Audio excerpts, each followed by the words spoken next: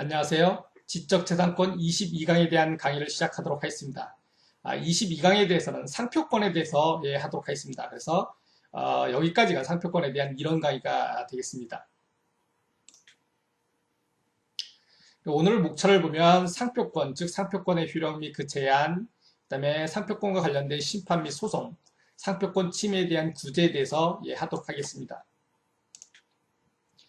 먼저 상표권에 대해서 하도록 하겠습니다. 상표권이 언제 발생하느냐에 대해서 보면 상표 등록 출원을 했을 때 심사관이 실체 심사를 하고 실체 심사 결과 거절 이유가 없으면 출원 공고를 합니다. 출원 공고 이외에는 이의신청을 받도록 되어 있죠.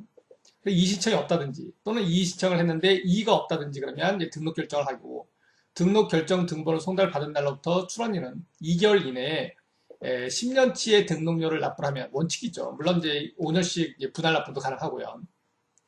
10년치의 등록료를 납부하면 특허청장의 직권으로 설정 등록을 하게 되죠. 그러면 상표권이 발생이 되는 겁니다. 이런 상표권이 효력이 미치는 범위를 보면 시간적으로는 이러한 상표권이 발생한 날, 즉 설정 등록일로부터 10년간 효력이 있고요. 물론 이제 갱신 등록 출원에 의해서 갱신이 가능합니다. 그 다음에 지역적 범위는 속지주의 원칙, 속지주의 원칙에 의해서 국내에만 미치는 거죠. 다만 진정상품 병행 수입의 경우에는 속지주의 원칙의 예외가 적용될 수가 있습니다. 그래서 상표권이 있음에도 불구하고 수입이라든지 진정상품 병행 수입이 가능한 경우가 있을 수 있죠. 그 다음에 내용적 범위는 상표 등록 출원서에 기재된 상표와 상표 등록 출원서 또는 상품 분류 전환 등록 신청서에 기재된 그런 상품에 대해서 미치는 그런 거가 되겠습니다. 그러면 상표권의 효력과 그 제한을 보면 상표권의 효력이라고 하는 것은 적극적 효력이 있고 소극적 효력이 있거든요. 적극적 효력이라고 하는 것은 이제 독점권을 얘기를 하는 거고 소극적 효력이라고 하는 것은 배타권을 얘기를 하는 겁니다. 그러면 이런 효력을 적극적 효력과 소극적 효력으로 나눠서 이제 보도록 하겠습니다. 먼저 이제 적극적 효력을 보면 동일 범위까지 효력이 미치는 거죠. 그래서 이런 전용권은 등록 상표와 그 지정 상품의 동일 범위에 대해서만 효력이 미치는 겁니다. 즉 내가 전용적으로 즉 독점적으로 사용할 수 있는 그런 범위는 내가 출원해서 등록받은 상표와 그 지정 상품에만 미치는 것이지 유사 범위에는 미치지 않습니다. 그래서 만약에 유사 범위에서 사용했다, 즉 그 동일 범위에서는 사용하지 않고 유사 범위에서만 사용했다 그러면 이제 불사용이 되기 때문에 불사용 취소 심판도 가능하고요. 또는 이런 유사 범위에서의 사용이 대상 상표와 이제 호일 운동을 일으킨다라고 하면 그때는 이제 부정 사용이 돼서 이제 취소 심판도 가능할 수가 있습니다. 이런 적극적 효력은요 제한이 될 수가 있습니다. 예를 들면 독점 사용권에 의해서 이제 제한이 될 수가 있죠. 즉 다시 말하면 전용 사용권을 설정하게 되면 전용 사용권은 이제 계약과 이제 등록을 하게 되면 전용 사용권이 발생이 되는 건데 이런 전용 사용권을 설정하게 되면 상표권자도 사용을 하지 못하는 거죠. 전용 사용권자만이 사용을 할 수가 있는 거죠. 그 다음에 타인의 특허권이라든지 실용신앙권, 디자인권, 저작권과 저촉되는 경우도 마찬가지로 독점적 효력, 즉 적극적 효력이 제한이 됩니다. 그 다음에 상표권의 수익처분권이 제한되는 경우도 있는데요. 예를 들면 상표권을 분할 이전이 이제 가능한데요. 이렇게 분할을 이전할 때는 유사한 지정 상품은 함께 이전하도록 되어 있고요. 그 다음에 공유 상표권인 경우에는 지분을 양도한다든지 질권을 설정할 때는 다른 공유자의 전원의 동의가 필요하죠. 그 다음에 상표권의 사용권이나 질권이 설정된 경우에 그런 권리자의 동의가 없으면 상표권을 포기를 할 수도 없습니다. 그래서 이런 상표권의 수익 처분권 등이 제한이 되는 것들이 적극적 효력의 제한이 되겠습니다. 다음으로 소극적 효력을 보도록 하겠습니다. 소극적 효력이라고 하는 것은 그 배타권이죠. 그래서 다른 사람이 상표를 사용하지 못하게 하는 것, 즉 사용 금지효가 있고요. 다른 사람이 그 상표를 등록하지 못하게 하는 것, 등록 배제효가 있습니다. 근데 이러한 그 소극적 효력은 이제 제한이 되는데 예를 들면 상표권의 효력이 미치지 아니하는 범위, 즉 이제 상표법 51조에 있는데 뭐 보통 명칭이라든지 이런 것을 보통으로 사용하는 방법으로 표시한 그런 경우에는 효력이 미치지 않는 거죠. 그래서 상표권의 효력이 미치지 아니하는 범위에 있으면 소극적 효력이 제한이 되기 때문에 상표권 침해가 되지 않는 거죠. 그 그 다음에 사용권을 설정했다라고 하면 당연히 소극적 효력이 제한이 됩니다. 사용권 설정하면 정당한 권한이 있는 자이기 때문에 상표권 침해가 되지 않겠죠. 그 다음에 특허권 등의 존속기간 만료 후에 법정 사용권에 의한 제한 같은 경우도 이제 마찬가지입니다. 그래서 특허하고 이제 저촉되는 경우, 그런 경우에 이제 법정 사용권에 의해서 사용을 하게 되죠. 이런 경우에는 이제 소극적 효력이 제한됩니다. 즉 정당한 권한이 있는 거가 되는 거죠. 그 다음에 선사용권에 의한 제한도 마찬가지고요. 그 다음에 재심에 의해서 회복한 상표권의 효력 제한의 경우에도 소극적 효력이 제한이 됩니다. 또는 등록료 납부의 후에 등록료 납부에 대한 추가 납부에 의해서 회복한 그런 상표권의 효력이 또 제한되는 경우가 있고요. 그 다음에 진정상품 병행 수입의 경우에도 이제 소극적 효력이 제한돼서 이제 상표권 침해가 되지 않는 그런 경우가 있습니다. 다음으로 이제 상표권의 존속기간 갱신 등록 신청에 대해서 이제 보도록 하겠습니다. 상표는 원칙적으로 상표 등록을 받으면 10년간 효력이 있는데 갱신 등록이 이제 가능하거든요. 그래서 상표권인 경우에 존속기간 만료 전에 일정한 요건과 절차를 갖춰서 갱신 등록 신청을 하게 되면 존속기간이 연장이 되는 그런 게 바로 존속기간 갱신 등록 신청이 되어 있습니다. 이러한 존속기간 갱신 등록 신청은요. 존속기간 만료 전 1년 이내에 해야 되고요. 그 다음에 존속기간이 끝난 후에 6개월의 기간 내에 또 할 수가 있습니다. 물론 이때는 이제 가산금이 추가되겠죠. 이러한 그 존속기간 갱신 등록 신청에 대한 법적 취급을 보면 갱신 등록 신청을 하게 되면 그러면 원상표권의 존속기간은 갱신된 것으로 이제 간주가 됩니다. 다음으로 상표권의 존속기간 갱신 등록은 원상표권의 효력이 끝나는 다음 날부터 이제 효력이 발생하는 거죠. 그 다음에 이러한 존속기간 갱신 등록이 된 거에 대해서 무효심판도 가능한데 상표권자가 아닌 자에 의해서 신청을 했다든지 또는 갱신 등록 신청 기간을 위반했다든지 이런 경우에는 이제 무효심판을 청구할 수 있고요. 상표권 소멸 후에도 무효심판은 가능합니다. 다만 기간 위반인 경우에는 5년의 제척기간이 있습니다. 그래서 다른 것은 이제 상표권이 소멸된 후에도 가능하지만 기간 위반인 경우에 이때는 이제 5년의 제척 기간에 이제 무효심판을 청구할 수가 있습니다. 다음으로 이제 상품 분류 전환 등록 신청을 보였는데요. 원래 이제 그 옛날 그 상품류 구분에 따라서 이제 상품을 지정을 했었는데 상품류 구분이 달라가지고 그 상품류 구분에 맞게끔 신청을 하는 거예요. 그래서 구상품류 구분에 따라 상품을 지정해서 상표권의 설정 등록이라든지 지정상표의 추가 등록 또는 상표권의 존속기한 갱신 등록을 받은 그런 상표권자가 당해 지정상품을 현행상품류 구분에 따라서 전환 등록을 받도록 하는 제도가 상품분류 전환 등록 신청이거든요. 이러한 상품분류 전환 등록 신청을 신청할 수 있는 시기는요. 상표권의 존속기간 만료일 1년 전부터 만료 후 6개월 이내에 이제 할 수가 있습니다. 이러한 전환 등록의 거절류가 있는데 예를 들면 지정상품이 아닌 것을 가지고 신청을 했다든지 또는 지정상품의 실질적인 범위를 이제 확장했다든지 또는 상품류 구분이 이제 불일치한 경우라든지 또는 상표권자가 불일치한 경우 그 다음에 상표 등록 신청 요건을 갖추지 못한 경우 또는 상표권이 소멸하거나 상표권의 존속기간 갱신 등록 신청을 이제 포기 또는 취하거나 또는 존속기간 갱신 등록 신청이 무효가 된 경우 이런 경우에는 전환 등록을 거절하도록 이런 식으로 이제 상표법상 규정을 해놓고 있습니다. 지정상품 추가 등록도 있는데요. 상표권자라든지 또는 상표 등록 출원인이 등록상표 또는 출원 중인 상표에 지정상품을 추가를 해서 등록을 받을 수 있는 제도가 바로 지정상품 추가 등록 제도입니다. 주체적 요건을 보면 당해 상표권자 갈 수 있고요. 그 다음에 상표권이 발생하기 전인 출원 단계에서도 가능하니까 출원인 또는 그 승계인이 지정상품 추가 등록 신청을 할 수가 있겠고요. 그 다음에 객체적 요건을 보면 당해 등록 상표 또는 상표 등록 출원의 상표와 동일해야 됩니다. 그 다음에 추가되는 상품의 범위에는 제한이 없습니다. 그래서 같은 이유가 아니라 다른 이유라도 이제 상관이 없고요. 그 다음에 이러한 지정상품 추가 등록 출원을 했을 때는 통상의 거절유예에 해당되지 않아야지 이제 등록을 받을 수가 있겠죠. 그 다음에 이러한 지정상품 추가 등록 신청을 하는 시기는요. 원상표권 또는 원상표 등록 출원이 적법하게 존재하기만 하면 됩니다. 소멸되지 않으면 되는 거죠. 그 다음에 이러한 지정상품 추가 등록에 대한 법적 취급을 보면 지정상품이 추가가 되면요. 원상표권의 합체가 됩니다.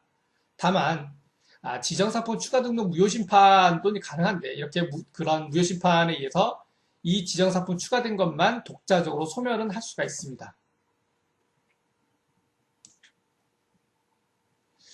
다음으로 이제 사용권을 보도록 하겠습니다. 사용권은 크게 전용 사용권과 통상 사용권이 있습니다. 그 다음에 이러한 통상 사용권은 허락에 의한 사용권과 법정 사용권이 있는데 특허에서 있는 강제 사용권은 없습니다. 예, 그리고 이 전용 사용권은 이제 계약 플러스 이제 등록을 해야 되는 거고, 통상 사용권 중에 허락에 의한 사용권은 이제 계약에 의해서 발생하는 거고, 법정 사용권은 법률 규정에 의해서 이제 발생을 하는 것이죠. 이것을 이 중에서 이제 법정 사용권에 대해서 살펴보도록 하겠습니다. 첫 번째가 존속기간 만료 후에 법정 사용권이 되겠습니다. 상표 등록 출원 전 또는 상표 등록 출원일과 동일한 날에 출원돼서 등록된 특허권이 상표권과 저촉되는 경우, 저촉될 수 있는 경우가 있겠죠. 그런 경우에 그 특허권의 존속기간이 만료되는 때에는 특허권은 이제 설정 등록일부터 권리가 발생해서 출원일로 20년인데 상표인 경우에는 10년, 설정 등록일도 10년이지만 또 갱신 등록 출원을 하게 되면 상표권은 계속 존재할 수가 있거든요. 그렇기 때문에 이러한 특허권이 이제 존속기간이 만료돼서 소멸했을 때 그런 경우에 원특허권자는 원특허권의 범위 안에서 그 등록상표의 지정상품과 동일 유사한 상품에 대하여 등록상표와 동일 유사한 상표를 사용할 수 있도록 하는 게 바로 존속기간 만료 후에 이제 법정 사용권이 되겠습니다. 다만 부정경쟁 목적으로 상표를 사용한 경우에는 이제 본 규정이 적용되지 않도록 이런 식으로 되어 있고요. 이러한 그 법정 사용권에 대한 구체적 내용을 보면 사용권을 사용하는 자는, 즉 사용권을 가지는 자는 누구냐면 특허권자라든지 실용실험권자 또는 디자인권자 또는 그 전용 시주권자라든지 또는 등록한 통상시권자가 여기에 대한 법정 사용권을 가집니다. 그렇기 때문에 등록하지 않은 그런 통상 실시권자는 여기에 해당이 되지 않겠죠. 그 다음에 사용권의 범위는 원특허권의 범위와 원실시권의 이제 범위가 되겠고요. 그 다음에 원특허권자 등은 이제 무상이지만 실시권자는 유상으로 이렇게 구분을 해놓고 있습니다. 다음으로 이제 선사용권이라는 게 있는데요. 지금 여기 1항이 예전에 있던 거고 2항이 이제 새로 개정이 된 그런 내용이 되겠습니다. 우선 1항을 보면요. 부정경쟁의 목적 없이 타인의 상표 등록 출원 전부터 국내에서 계속하여 사용하고 있을 것. 이렇게 사용하고요. 그 다음에 그러한 상표를 사용한 결과 타인의 상표 등록 출원 시에 이제 상표 등록 출원하기 이전에 국내 수요자 간에 그 상표가 특정인의 상품을 표시하는 것이라고 현저하게 인식되어 있을 것. 그 다음에 타인의 등록 상표와 동일 유사의 범위에서 사용될 것. 그러면 여기에 해당되는 그러한 그 상표의 사용은 선사용권이기 때문에 상표권 침해가 되지 않는 거죠. 다시 말하면 다른 사람이 상표 등록 출원하기 이전에 부정경쟁의 목적 없이 그 상표를 사용을 해서 식별력을 취득한 경우에, 즉 이제 주지점용 상표가 되는 거죠. 이런 경우에는 선사용권을 가지고 있기 때문에 상표 등록을 받지 않은 사람이라고 하더라도 보호가 될 수 있다는 거죠. 그런데 뭐 이런 경우는 어차피 주지점용 상표니까는 이제 보호될 가능성은 높겠습니다. 하지만 이제 주지점용하지 않은 그러한 상표를 사용했던 사람에 대해서 이제 문제가 발생하는 거죠. 그래서 그런 사람을 상대로 뭐 돈을 번다든지 또는 뭐 소송을 한다든지 이런 사람들이 이제 상표 브로커라고 하는 거죠. 그래서 이제 상표 브로커는 주지점용하지 못한 그러한 상표 서비스표를 사용하는 사람, 이런 사람을 상대로 상표 브로커가 상표 등록처에서 권리를 가지고 그 권리에 의해서 이제 침해 소송이라든지 경고장을 보내는 이러한 것을 이제 막기 위해서 2항의 규정이 이제 신설이 됐습니다. 즉 부정경쟁의 목적 없이 타인의 상표 등록 출원부터 국내에서 계속하여 사용하고 있을 것. 이거는 1항하고 똑같죠. 그 다음에 새로 들어간 내용이 여기인데 자기의 성명, 상호 등 인격의 동일성을 표시하는 수단을 상거래 관행에 따라 상표로 사용하는 자. 이러한 자가 해당 상표를 사용하는 그런 상품에 사용하게 되면 이 사람은 선사용권을 가질 수 있도록 되어 있습니다. 그게 이제 2013년 10월 6일 날 시행이 되는 그런 상표법이 되겠습니다. 그렇기 때문에 주지점용하지 않은 그러한 상표를 자기의 상거래 관행에 따라서 사용한 경우, 그런 경우 상표 브로커가 그 상표가 상표 등록 출원이 되어 있지 않은 것을 알고 상표 등록 출원이 한 다음에 권리를 가지고 그 권리에 의해서 상표권 침해 소송이라든지 경고장을 보낼 때 이 그 상인들은, 즉 가난한 영세 상인들은 선사용권이라고 하는 권리를 가짐으로 인해서 상표권 침해가 되지 않는 그러한 게 되도록 하는 법률이 2013년 10월 6일 날 시행되도록 법이 개정이 되어 있습니다. 그래서 상표 브로커의 그런 상표 브로커의 어떤 그런 행위를 막도록 하기 위한 제도가 되겠습니다. 이러한 선사용권을 가지는 사람은 대가를 지불하지 않도록 하는, 즉 무상이 되겠습니다. 다음으로 이제 상표권의 소멸을 보도록 하겠습니다. 존속기간이 만료가 되면 상표권이 소멸하죠. 상표권은 이제 설정 등록일로부터 10년간 상표권의 존속기간이 있는데, 이러한 존속기간이 계속 유지되기 위해서는 이제 갱신등록 신청을 해서 계속 연장을 하면 되는데, 연장을 하지 않으면 이제 10년이라고 하는 존속기간이 만료가 되면 이제 소멸을 하게 되는 거죠.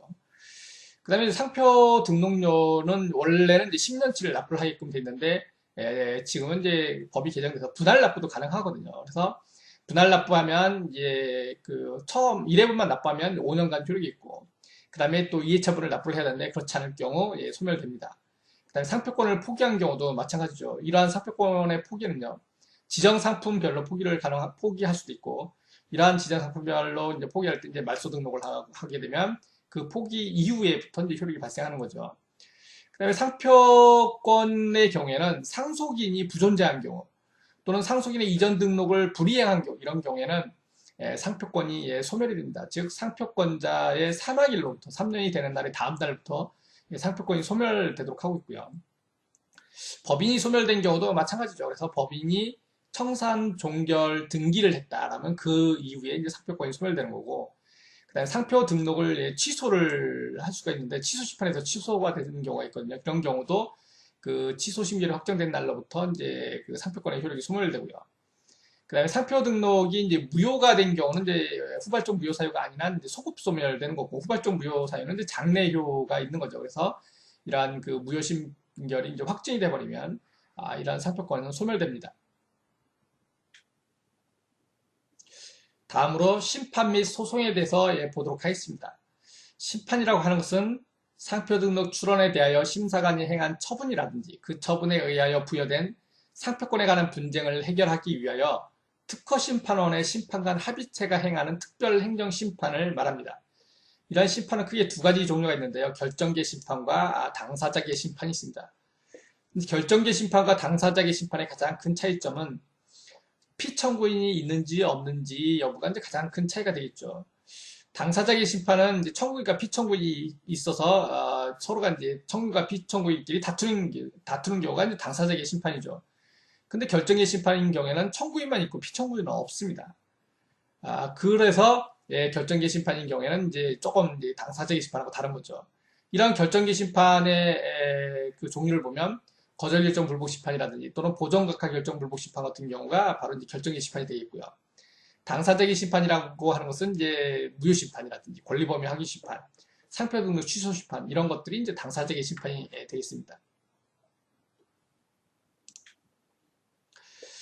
이러한 그 당사자계 심판 중에서 취소 심판 중에서 이제 몇 개, 부정사용의 취소 심판과 불사용의 취소 심판 이 두 가지를 이제 보도록 하겠습니다. 부정사용에 의한 취소 심판이라고 하는 것은 상표법 73조 1항 2호에 규정이 되어 있는데요. 보면 상표권자가 고의로 지정상품의 등록상표와 유사한 상표를 사용하거나 지정상품과 유사한 상품의 등록상표 또는 이하 유사한 상표를 사용함으로써 수요자로 하여금 품질의 오인 또는 타인의 업무와 관련된 상품과 혼동을 생기게 한 경우, 이런 경우는 누구든지 상표 등록의 취소 심판을 청구할 수 있도록 하는 그러한 심판이 부정사용에 의한 취소 심판이 되겠습니다. 이 부정사용에 의한 취소 심판에 대한 요건을 보면 상표권자에 의한 사용입니다. 즉 상표권자가 사용을 했는데 이러한 사용은 상표권자가 고의에 의해서 사용을 해야 됩니다. 물론 이제 대상 상표가 주지 저명 상표인 경우에는 고의가 이제 추정된다고 법률에 규정이 되어 있고요. 그 다음에 이러한 상표권자가 고의로 사용하는데 어떻게 사용하느냐면 동일 범위가 아니라 유사 범위 내에서의 사용해야 돼요. 동일 범위에서 사용이면 부정사용에 의한 취소 심판이 될 수가 없죠. 유사 범위 내에서의 사용해야 되고요. 그 다음에 수요자로 하여금 품질의 오인 또는 출처의 혼동을 생기게 해야 됩니다. 즉 대상상표와의 관계에서 오인 혼동을 일으키게 하는 경우가 부정사용에 의한 취소 심판을 청구할 수 있는 경우가 되겠습니다. 그래서 여기 그림을 보면요. 등록상표가 있습니다. 상표권자가 가지고 있는 그런 등록상표가 있는데 이 등록상표의 동일 범위에서 사용하는 게 아니라 유사 범위 내에서 사용합니다. 그걸 가지고 이제 실사용 상표라고 하고요. 이러한 실사용 상표하고 대상 상표하고 오인 혼동을 일으키게 하면 그러면 이 등록상표를 취소할 수 있다라고 하는 게 바로 부정사용에 의한 취소 심판이 되겠습니다.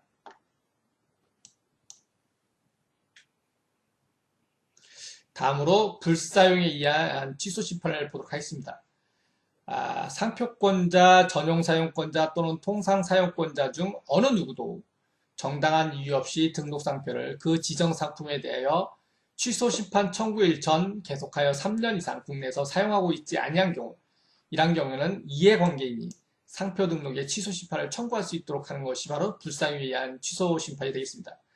일반적으로 이제 상표 등록 출원할 때 하나의 상표에 여러 개의 지정상품을 지정을 해가지고 상표 등록 출원을 하게 되는 거죠. 그런데 이러한 그 여러 개의 지정상품 중에서 등록을 받은 날로부터 3년간 사용을 하지 않는다라고 했을 때는 그런 경우는 이제 불사용 취소 심판이 가능하다라고 하는 겁니다. 그래서 이제 불사용 취소 심판에 대한 적용 요건을 보면 상표권자와 사용권자 중 어느 누구도 등록 상표를 사용하지 않아야 됩니다. 그 다음에 이러한 상표의 불사용에, 그러니까 상표를 사용하지 않은 거에 정당한 이유가 없어야 됩니다. 정당한 이유라고 하면 질병이라든지 기타 천재지변의 불가항력, 법률의 규제라든지 판매 금지, 국가의 수입 제한 조치 이런 거에 의해서 불사용된 경우에는 불사용 취소 심판이 되지 않는 거죠, 그렇죠? 그렇지만 이러한 정당한 이유가 없는 경우, 이런 경우에 이제 불사용 취소 심판이 가능하고요. 그 다음에 등록 상표를 지정 상품에 대하여 사용하지 않아야 됩니다. 즉 동일 범위에서 사용하지 않게 되면 그러면 불사용 취소 심판이 될 수가 있는 거고요. 그 다음에 취소 심판 청구 일전 계속해서 3년 이상입니다. 그러니까 심판을 청구한 시점부터 그 이전의 3년간 상표를 사용하지 아니한 경우, 이런 경우가 바로 이제 불사용 취소 심판을 청구할 수 있는 그런 요건이 되겠습니다. 다음으로 이제 심결 취소 소송을 보도록 하겠습니다. 심결 취소 소송은요, 그 심판원의 심결에 대한 불복은 이제 특허법원에 소를 제기를 할 수 있는 거죠. 이러한 특허법원에서의 소송을 심결 취소 소송이라고 이제 얘기를 하고 있습니다. 소송의 당사자를 보면 원고는요, 당사자라든지 참가인 또는 참가 신청을 하였으나 그 신청이 거부된 자가 원고가 될 수가 있습니다. 근데 이제 이러한 그 심판은 결정적 심판하고 당사자의 심판이 있는데 당사자의 심판인 경우에는 당사자의 심판에서 패심자가 원고가 되는 거가 되는데 결정계 심판의 경우에는 무조건 다 그 원고가 되는 게 아니라 결정계 심판에서 기각 심결을 받은 심판의 청구인만이 원고가 되는 겁니다. 왜 그러냐면 결정계 심판에서는 피청구인이 없기 때문에 만약에 결정계 심판에서 인용 심결이 났다 그러면 진 사람이 없기 때문에 불복을 할 수가 없는 거가 되는 거죠. 그래서 결정계 심판에서 심판 청구인이 즉 기각 심결을 받은 경우 이때 그 심판의 청구인만이 원고가 될 수가 있습니다. 그 다음에 이제 피고인 경우에는 당사자 심판에서는 당연히 이제 심판에서 이긴 사람이 피고가 되겠죠. 근데 결정계 심판에서는 진 사람은 있지만 이긴 사람이 없는 거죠. 그렇기 때문에 특허법에서는 2당사자 대립 구조가 반드시 있어야 됩니다. 그래서 결정계 심판인 경우에는 심판의 청구인이 원고가 되지만 피고가 없기 때문에 특허청장을 피고로 하도록 이런 식으로 법률의 규정을 두고 있습니다. 그래서 그 결정계 심판에서의 피고는요 특허청장이 되겠습니다. 그 다음에 이러한 심결 취소 소송을 제기할 수 있는 그러한 소재기 기간은요 심결 등본을 송달을 받은 날로부터 30일 이내에 특허법원에다가 소를 제기를 하면 되겠습니다. 지금 여기 그림이 있는데 이러한 상표 등록의 무효심판 등 상표 등록의 무효심판이라든지 또는 뭐 그런 거절일정 불복 심판이라든지 이런 심판을 보면 특허청의 결정에 대해서 심판원에 심판을 청구하고요. 심판원의 심결에 대해서는 이제 특허법원에 소를 제기하고 특허법원 판결에 대해서는 이제 대법원에 상고를 하게 되는 거죠. 이런 식으로 이제 그 심결 취소 소송은 이런 구조로 되어 있고요. 신국 구조를 가지고 있고, 그다음에 일반적인 민사사건, 즉 침해 소송이죠. 상표권 침해 소송 같은 경우는 지방법원, 고등법원, 대법원으로 가는 이러한 심국 구조를 가지고 있습니다. 그래서 이러한 산업치상권과 관련된 심국 구조는요, 이원적 구조로 이루어져 있죠. 그래서 특허청의 결정에 대한 것은 심판은 특허법원, 대법원으로 가는 거고요. 일반 그런 침해 소송 같은 경우는 지방법원, 고등법원, 대법원으로 갑니다. 그래서 이제 요즘 들어서 이제 이런 이쪽에 대해서 특허법원으로 관할을 집중해야 된다라고 하는 그런 논의가 지금 많이 있죠. 근데 이제 아직까지는 이제 해결되지 않는 그런 문제점이 있습니다.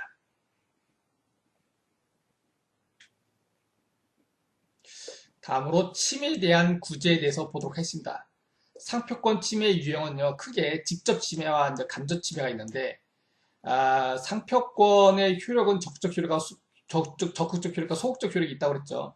소극적 효력은 다른 사람이 사용하게 하지 못하는 거죠. 이러한 소극적 효력은요, 동일 영역뿐만 아니라 유사 영역까지 효력이 미칩니다. 그렇기 때문에 이러한 상표 등록되어 있는 그러한 상표권에 대해서 유사 범위까지 효력이 미치기 때문에 유사 범위에서의 사용은 직접 침해를 구성하는 거고요. 그 다음에 간접 침해도 있는데 이런 걸 가지고 침해로 보는 행위라고 얘기합니다. 타인의 등록상표와 동일 유사한 상표를 사용할 목적으로 교부, 판매, 위조, 모조, 소지하는 행위라든지 또는 위조, 모조 등의 목적으로 용구를 제작, 교부, 판매, 소지하는 행위, 그 다음에 일정한 상품을 소지하는 행위, 이런 경우가 이제 침해로 보는 행위라고 해서 이것도 이제 침해로 보고 있고요.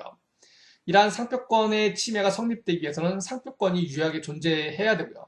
그 다음에 정당한 권한이 없는 자가 사용을 해야 됩니다. 그 다음에 보호범위 내에서 사용해야 되고, 그 다음에 업으로서 사용입니다. 그래서 이 네 가지 요건을 갖춰야만이 상표권의 침해가 성립이 되겠습니다. 다음으로 이제 민사적 구제 수단에 대해서 이제 보도록 하겠습니다. 상표권을 침해하는 경우에 상표권자는 민사적 구제 수단과 형사적 구제 수단을 이제 취할 수가 있는데요. 우선 민사적 구제 수단 중에서 침해 금지 및 예방 청구를 보도록 하겠습니다. 상표권자 또는 전용 사용권자는 자기의 권리를 침해한 자 또는 침해할 우려가 있는 자에 대하여 침해 금지 또는 예방을 청구할 수가 있습니다. 즉 현재 상표권을 침해하는 경우에는 침해 금지 청구고요. 그 다음에 침해할 우려가 있는 자한테는 침해 예방 청구가 가능합니다. 그 다음에 이러한 상표권자 또는 전용 사용권자가 이렇게 침해 금지 청구라든지 예방 청구를 하는 경우에는 침해 행위를 조성한 물건의 폐기라든지 침해 행위에 제공된 설비의 제거나 그 밖에 필요한 조치를 청구할 수 있습니다. 이렇게 부대 청구를 할 수가 있는 거죠. 근데 이러한 침해 금지 및 예방 청구는 이제 소송 기간이 이제 길기 때문에 일반적으로는 침해 금지 가처분 신청을 하게 되죠.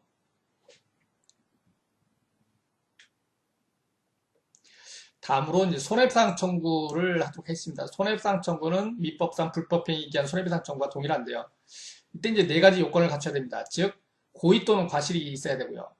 위법행위가 있어야 됩니다. 즉 침해행위가 있어야 되고요. 위법행위로 인해서 손해가 발생해야 되고 그 다음에 위법행위와 손해 사이에 인과관계가 있어야 됩니다.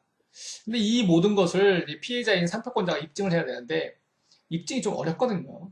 그래서 상표법은 등록상표임을 표시한 경우에는 고의 추정 규정을 두고 있습니다. 그래서 이 입증 책임이 전환되도록 그래서 요거를 해결하도록 되어 있는 거죠. 그래서 요거에 대한 입증 책임은 상표권자가 아니라 오히려 침해자가 자기가 고의가 없었음을 입증을 해야 되는 거죠. 그 다음에 위법행위는 이제 입증을 해야 됩니다. 아까 그 침해행위에 대한 성립 요건을 봤는데 상표권이 유효하게 존재해야 되고 그 다음에 정당한 권한이 없는 자가 사용을 해야 되고 보호범위 내에서 사용해야 되고 업으로서의 사용인 경우 이거는 이제 상표권자가 입증을 해야 되고요. 그 다음에 손해를 입증을 해야 됩니다. 그 다음에 인과관계를 입증해야 되는데 이 손해가 조금 이제 또 입증하기 힘듭니다. 일반적으로 손해가 적극적 손해, 소극적 손해, 정치적 손해가 있는데 상표법상 인정되는 손해는 소극적 손해죠. 즉 일시이익이에요. 근데 이 일시이익을 계산하기가 힘들기 때문에 상표법은 별도의 그런 손해액을 산정하는 규정을 두고 있습니다. 첫 번째가 판매 수량에 의한 손해액 계산인데요. 침해자가 침해한 상품을 양도를 한 경우, 즉 판매를 한 경우에 그 양도 수량에다가 단위 수량당 이익을 곱한 금액을 손해액으로 청구할 수 있도록 이런 식으로 이제 규정을 해놓고 있죠. 그 다음에 또 손해액 추정 규정이 있는데 침해자의 이익액을 손해액으로 추정하는 규정을 두고 있어서 이렇게 산정하는 방법도 있고요. 그 다음에 손해액 의제 규정에 대해서 통상 사용권을 설정하면 받을 수 있는 이익, 즉 통상 사용료 상당액에 대해서도 그 손해배상을 산정할 수 있도록 되어 있고요. 그 다음에 법정 손해배상이라고 해서 5천만 원 범위 내에서 할 수 있도록 하겠죠. 그래서 이 중에서 가장 높은 금액을 가지고 손해배상 청구를 하면 되겠습니다.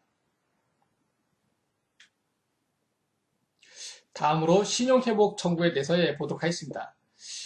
신용회복 청구는요, 상표권자의 업무상의 신용을 실추시킨 경우에, 그런 경우에, 상표권자가 손해배상에 가름하거나 또는 손해배상과 함께 그 신용회복 청구를 할 수 있는 게 바로 이제 이 신용회복 청구입니다.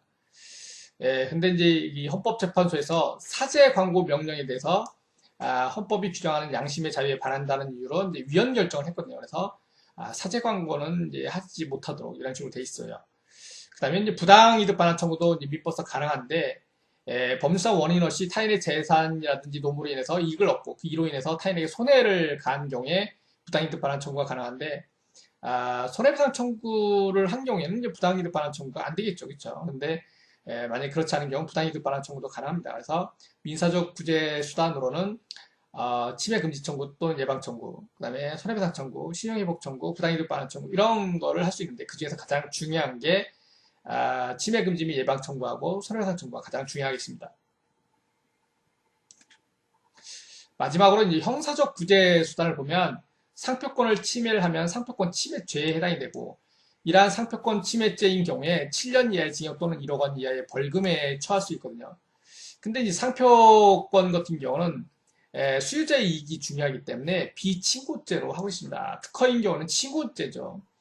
그래서 특허인 경우에 특허권 침해죄인 경우에는 특허권자가 고소를 해야만 처벌을 하는데 상표권 침해인 경우에는 고소를 하지 않아도 그래도 이제 처벌을 할 수가 있습니다. 그 다음에 양별 규정이 있는 건 똑같고요. 그 다음에 필요적으로 이제 몰수도 할 수 있습니다. 그래서 여기까지 상표권과 관련된 그러한 이론 공부를 하고 다음 강의에서는 상표법을 정리하는 그러한 시간을 갖도록 하겠습니다. 오늘 강의는 여기까지 하도록 하겠습니다.